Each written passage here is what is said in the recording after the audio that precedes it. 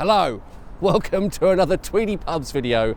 Today I'm going to be exploring the area around Old Kent Road. It seems almost mandatory when mentioning this part of South East London to bring up the London Monopoly Board. This is the cheapest location thereon, but I think there is much more to the Old Kent Road than that. It is an ancient route. It goes back at least 2,000 years to the time of the Romans. This was their main route for travelling from here to Dover and beyond there to the continent. In the 14th century, it was the start of the route that Chaucer and his band of not particularly pious pilgrims would have followed on their way to Canterbury. In the 16th and 17th century, it became an important part of coaching routes. In the late Victorian period, that glorious heyday for pubs, there were 37 pubs along the Old Kent Road.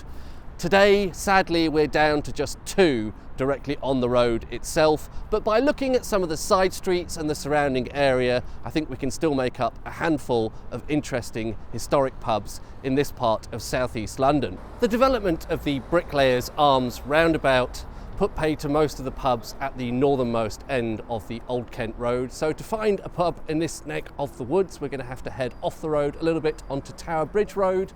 And that brings us to our first pub of today's outing, the George. It's a 1930s pub in that familiar interwar neo-Georgian style, built by our old friend Arthur Edward Sewell. You can still see some of the Truman's livery in the gables on the sides with that distinctive eagle logo. Also, a common motif of Sewell's handiwork are these faience tiles beneath the windows on the ground floor, and some of the windows still have original Truman's stained glass. 2 of these attest to the fact that they brewed in 2 different sites, London and Burton, after acquiring Phillips Brewery in Burton in 1873. There's also one reading Eagle Stout, which was a popular beer from Truman's, and finally one slightly incongruously reading Courage Best, which is a modern replacement, and as an aside, Truman's were eventually bought by Courage in 1991, and that stained glass can of course also be appreciated from the interior. What is now, I think, the main entrance at the corner has a saloon bar brass plate and corresponding glazed panel. Looking inside the George, this is on camera's list of historic pub interiors and just has a 1-star rating. There's an interwar peninsula shaped bar counter that has doors for servicing the mechanisms for the hand pumps, aka the beer engines, although alas I think they're a bit redundant today, as currently all the beers are served from keg lines and I think all the hand pumps have been removed. The woodwork in the bar back is also apparently interwar, but obviously not the tiling. There are several fireplaces with Art Deco surrounds. One also has a Truman's mirror above it. There's more stained glass in the toilet doors. In fact, 2 different sets of toilet doors, and I'm not sure if they ultimately lead to the same place, but it seems like the saloon and public bars may have had separate facilities, or at least separate doors leading to them. There's also a nice little snug in one corner here near one set of toilets. And also this looked like it might have been something like a publican's office at one time. It was tempting to believe this switch here from wood flooring to carpet might be a remnant of when the interior was partitioned into saloon bar and public bar, but this might actually be more modern. Finally, a modern tip of the hat, or a top hat perhaps, to the fact we're not far off the Old Kent Road. The pub predates that 1930s rebuild by Truman's. It possibly goes back at least as far as the 1840s in some form, according to the records on the pub's history website. The pub may originally have been called the Sportsman, and perhaps not surprisingly given that name in 1867 the landlord was in trouble with the authorities for allowing betting on the premises. The lease for the Sportsman was up for sale in 1873, and the list of facilities perhaps gives another clue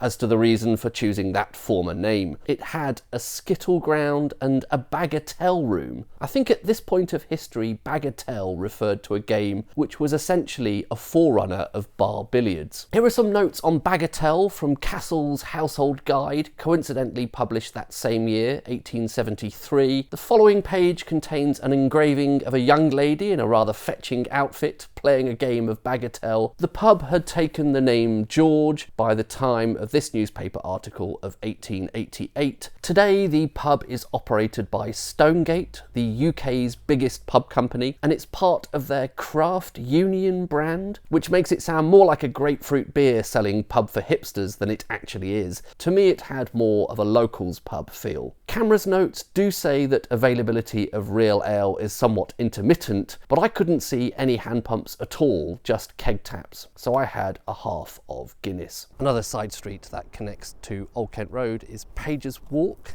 and a short walk down there you get to this absolute gem of a pub, the Victoria. This building dates to 1886, although I assume this rather attractive Truman's signage on the front is interwar. The ground floor is all tiled, green tiles beneath the windows, cream or off-white further up. Etched and frosted glass in the lower panes of the windows with more Truman's branding. There are some Truman's branded lamps. There's a sign on the corner of the first floor which reads Burton Brewed Bitter, Truman's London Stout. A total of 3 entrances. These would have led to 3 different areas inside originally. To the left-hand side, what Camera's notes refers to as the smoke room, although I think I've seen that elsewhere described as the more usual saloon. Today there's a modern sign on that door reading the Albert Bar. The middle door led to an off-sales area. The larger door at the corner led to the public bar. It's in a fantastic setting, a mews kind of feeling to it, all quite green and leafy and airy and quite tranquil. Looking inside, again this pub is on Camera's list of historic pub interiors, this time a 2-star rating. It's an interwar interior and it's largely unchanged other than the removal of the partitions that would have created those 3 separate internal spaces. You can still see some evidence of that in the checkerboard tiling at the base of the bar counter, which presumably functioned as something like a spittoon. You can see that's absent for that middle section,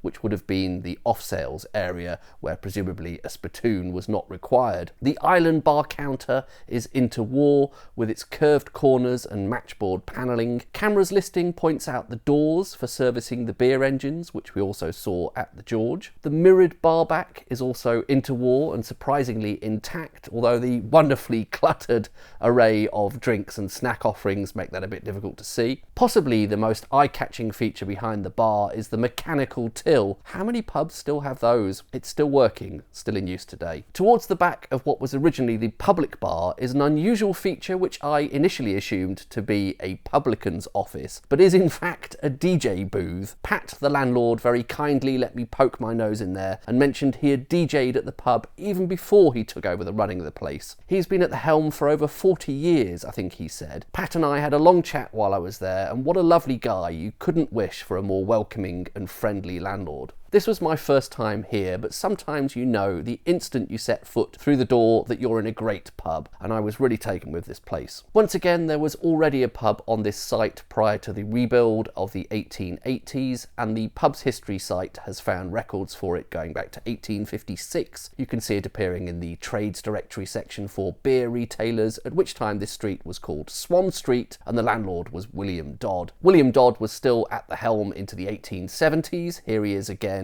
in a post office directory listing, although for some reason in the 1871 census his occupation is entered as cowkeeper. Hard to imagine where exactly he was keeping those cows. You can see the pub marked on Goad's map of 1887. Presumably this was surveyed just after it was rebuilt. Not many obvious places to keep a cow there, but there were woodyards behind the pub and tanneries nearby. Note also part of the Bricklayers Arms goods depot opposite, and presumably it was the workers of all those local industries who would have been the pub's clientele at that time. More recently, the pub has become a popular filming location, particularly for TV series, including the short-lived 2009 revival of Minder, the one with Shane Ritchie in, and other shows like Life on Mars. It's very much an independent pub today. As mentioned, Pat has been running it for something like 40 years, for much of that time helped by his brother Mike. Sadly, Mike passed away last year, and I could tell from talking to Pat that he is very much missed. We have the two of them to thank for how wonderfully unspoilt the interior is today, and like I said, I just knew this was a great pub the second I walked through the door. There were a couple of hand pumps on the bar, including Harvey's Sussex Best, but my attention was actually drawn away by the impressive list of real ciders. I wish I'd taken a shot of the menu there. There must have been at least a dozen or so. I went for a pint of Henry Weston's organic cider, which went down very well, but I also saw some lesser known producers like Watkins on the list. Definitely a pub I'd like to return to, without a doubt the star of today's outing. Pub number 3, and the first one on today's tour that is actually on Old Kent Road. One of only two still remaining today, the Lord Nelson.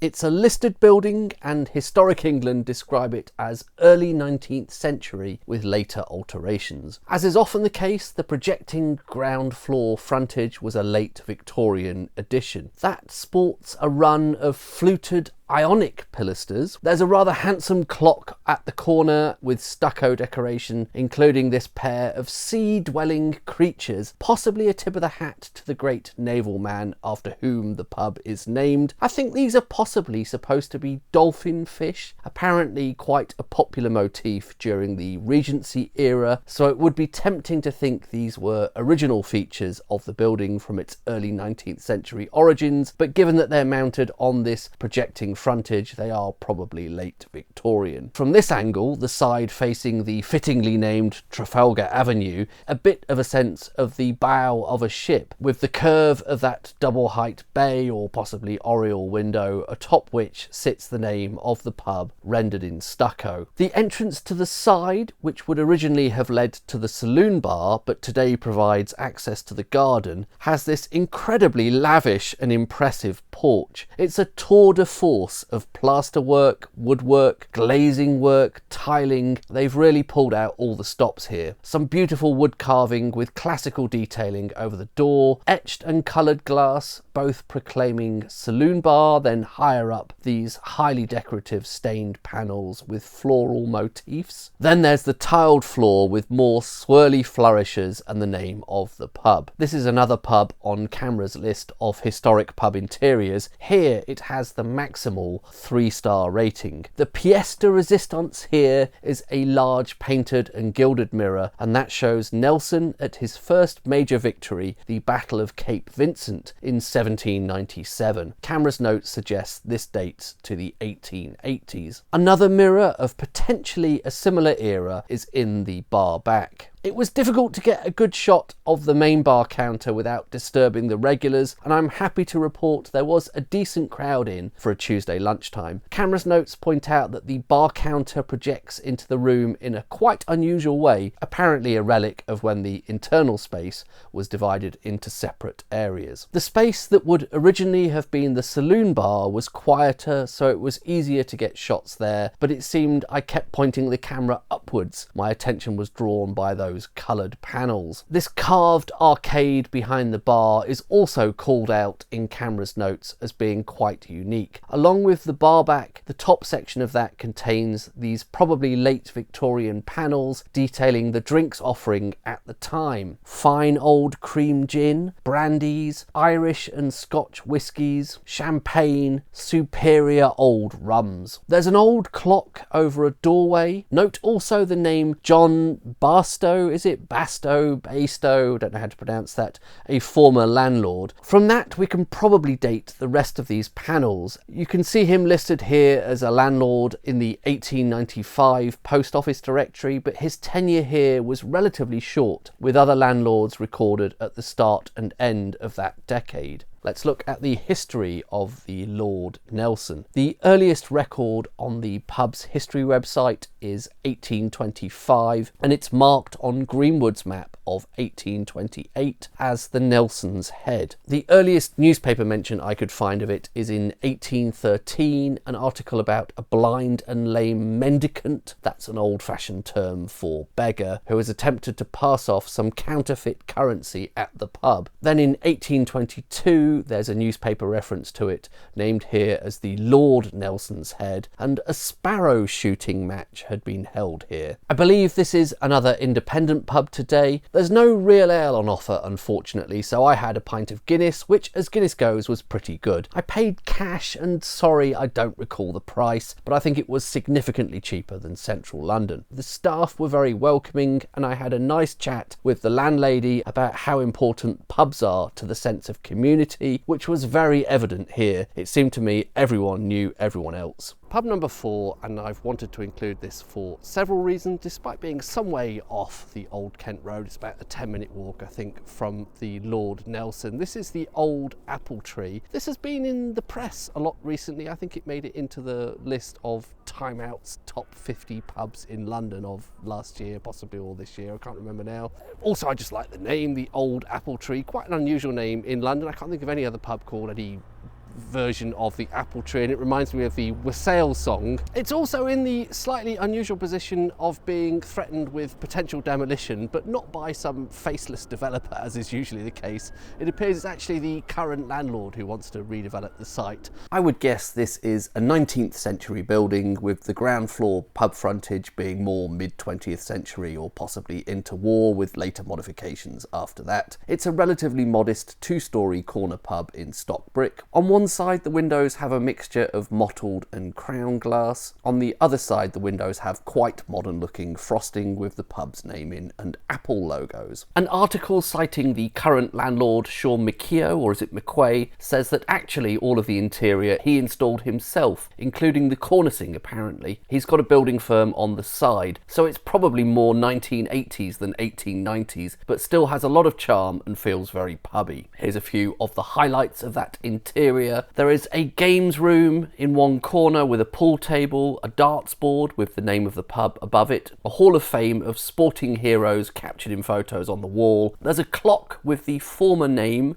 McCabe's Tavern, on it, suspended in a square casing. Like much of this interior, it gives a sense of being older, but presumably this just goes back to the 1980s. There is a Victorian style fireplace with a cast iron surround and tiled inner, a partition between 2 of the bar spaces here, and it has a stout bar counter with fielded panelling interspersed with these fluted pilasters, rounded corners, and a gantry above supported by these turned columns. Let's take a look at the history of the Old Apple Tree. The earliest record on the pub's history site is 1871, a census entry for James Birchall, with occupation entered as beerhouse keeper at this address, which was then number 59 Sumner Road and later renumbered. In the same year, 1871, here's the OS map of the surrounding streets. The pub isn't yet marked at this time, perhaps because it was a beer house rather than a fully licensed public house. Nut Street at that time was named Charles Street. The earliest newspaper mention I could find, which clearly mentioned the pub name, was in 1875. An inquest was held here on the death of an elderly recluse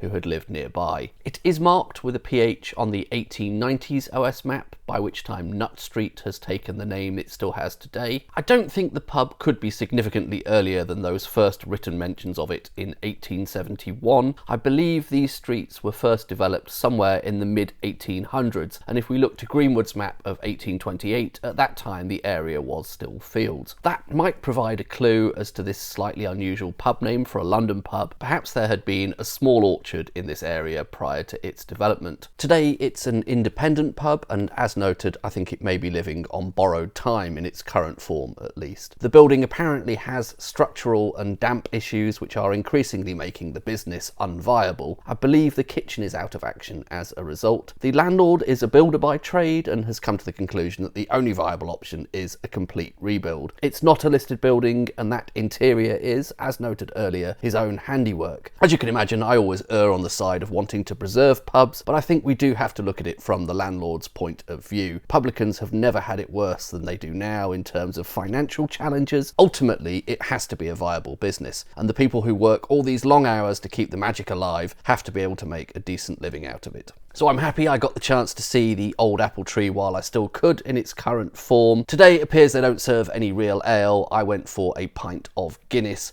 I think the price was £5.10, but if I've misremembered that, I apologise. Pub number 5, and today only the second pub that remains standing on the Old Kent Road, the Windsor.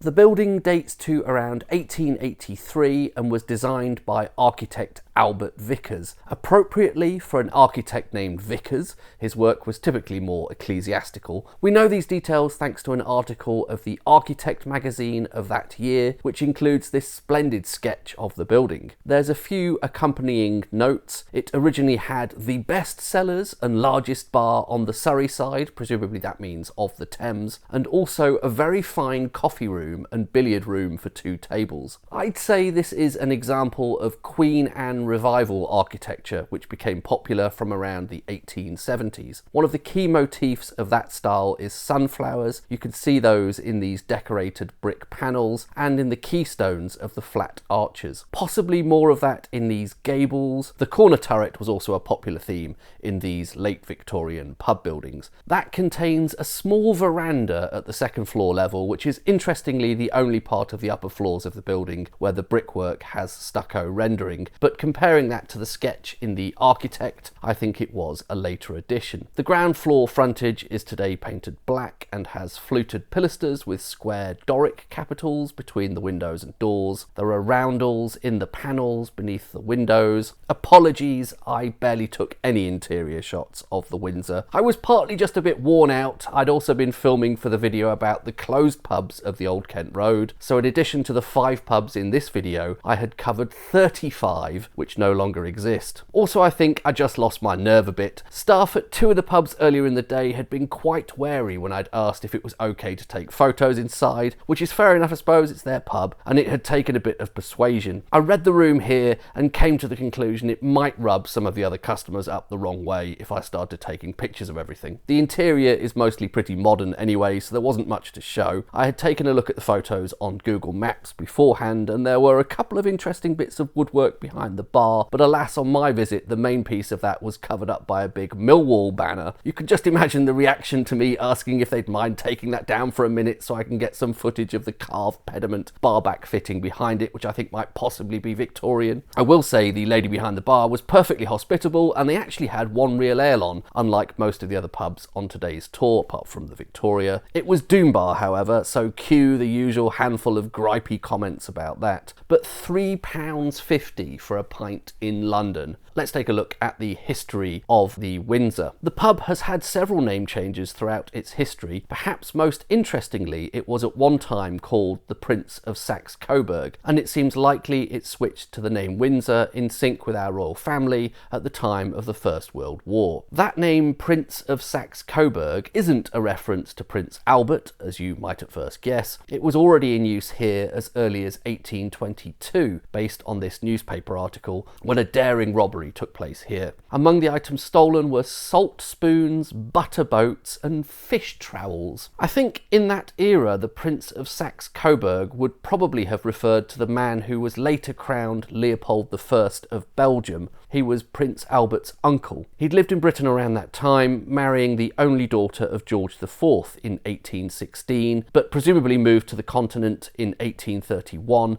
when he was handed the position of the first King of Belgium following the Belgian Revolution. Seemed odd to me. Why go to all the effort of having a revolution only to install someone with no particular connection to your country as head of state? He'd actually been offered the role of King of Greece prior to that, but had turned it down. What a strange period of history that was. Today it's operated by the City Glen Pub Co, a small pub company who run a handful of pubs in South London. Okay, well that's going to be it for today. Apologies for the lack of interior shots at Windsor, but I do think that's a really beautiful building. Would like to pause at that point to say thank you to an account on X, formerly known as Twitter, South East London Boozers, that has provided some of the inspiration to come to this part of town. I know X isn't everybody's cup of tea, but there is a surprising wealth of historic pub information there, including great accounts like South East London Boozers that detail some great pubs in this part of town. Also, if you're interested in Old Kent Road pubs and London pub history in general, you might like the Britain's Lost and Living Pubs channel. They've been in this neck of the woods recently as well. They've just done a video on the Lord Nelson. I have actually investigated the other 35 pubs that that used to line the Old Kent Road and sadly today no longer exist. I know dead pubs aren't everyone's cup of tea, so I'm going to put that in a separate video. Is that going to be up there or is that going to be up there? So feel free to go and take a look at that if you're into that kind of history. Thanks very much for watching. See you on the next one. Bye bye.